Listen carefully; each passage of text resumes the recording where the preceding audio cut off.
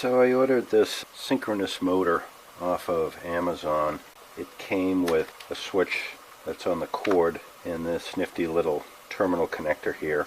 And if I turn it on, it's supposed to be around 5 or 6 revolutions per minute, which I think is going to be great. And you can see here it's spinning counterclockwise. And if you reverse these wires, turn the switch on, goes in the other direction. This kit, as I recall, was around $12 or something. I went to the local box store and got this Lazy Susan mechanism, and it was $6. And how a Lazy Susan works, you have to have holes in your base, so that you put it down and you flip it over, and you can access these holes through the holes in the base and screw it down. And what I'm doing now is kind of stack up I need to get the proper thicknesses. This motor is a skosh over 3/4 of an inch in thickness. My turntable's 3/4, sitting on a 3/4 inch base, and I have this 5mm piece of plywood that I'm using as a spacer, and that kind of gets me in the realm of the proper stack up. You can see that looks okay. A little concerned with trying to attach the motor to 5mm, but since it's going to be in the center of this Lazy Susan ring, I can laminate this up to make it a little beefier for the screws. And then of course you need a way to attach the wires. I'm not a big fan of this particular terminal block, since this is household current. I'd like to enclose it all in some sort of electrical box, but these are pretty large for what I'm trying to build here. This is a 0.9mm pencil. Very convenient for doing rough layout marks on not so smooth surfaces. Then I'm thinking out loud, I'm probably going to have an electrical box for this. I think whenever you have house current connecting, you should properly have it in a box. And I don't think it's going to be this box, but I'm thinking it's going to go up here. I'm thinking the wire will come out the right side, although I suppose it doesn't really matter. So you can just turn it around. So this will all be cut away, and this will be able to sit a little lower, and that means this whole thing will have to come up, because I don't think I'm going to get an electrical box that's a lower profile than 3/4 of an inch, unless I make one. And I'm also thinking I may mount a reversing switch on this, just for giggles. Then I'm going to need to build some feet for it to lift it up. The motor will sit something like here. On the back side of this I have some tabs so that the box will sit flush with this side. And then I have this piece will sit somewhere around here, and the motor will sit up flush to the underside of this plywood, which is why I got some blocks here to hold the screws. And then the Lazy Susan will mount somewhere around here.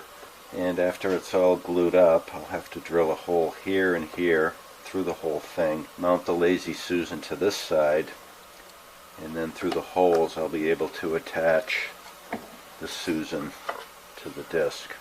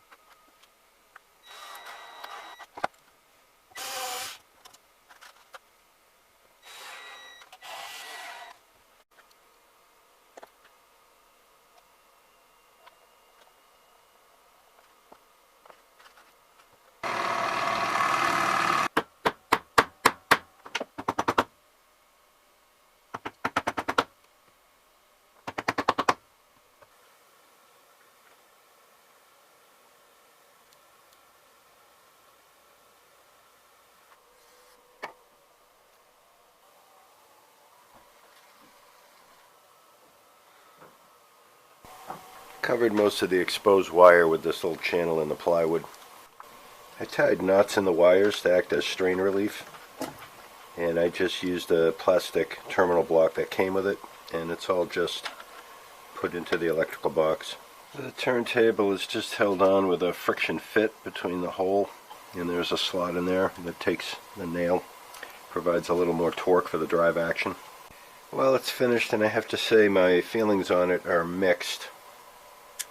First off, I thought 5 or 6 RPM would be a nice speed, but it seems to be a little bit fast. I find that when I put it into videos, I have to slow it down a little bit. It still seems a little fast.